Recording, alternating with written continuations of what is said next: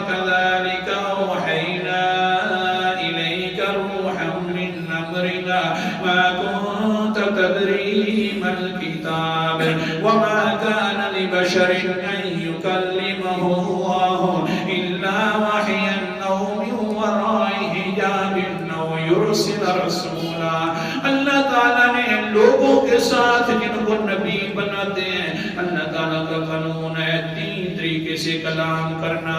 پہلی بات یہ ہے کلام کرتے اللہ وحیان، دل ہی دل کے اندر کوئی بات عطا فرما دیتے ہیں، اس طریقے سے کلام کرتے ہیں۔ دوسری بات کیا ہے اللہ اکبر کبیرہ من وراء حجاب، یا دوسری صورت یہ ہے کہ پردوں کے پیچھے اللہ تعالیٰ ڈائریکٹ کلام کرنا شروع کر دیتے ہیں۔ تیسری صورت یہ ہے کہ یرسل رسولا، یا اللہ تعالیٰ اپنا جبرائیل بھیج کر کلام کرتے ہیں۔ یہ 3 صورتیں کلام کی ہیں، دل کے اندر بات اتارنا، یا پردوں کے پیچھے بات کرنا، یا اپنے جبرائیل کے ساتھ بات کرنا۔ چوتھی صورت نہیں ہے کہ اللہ کو دیکھ کر بات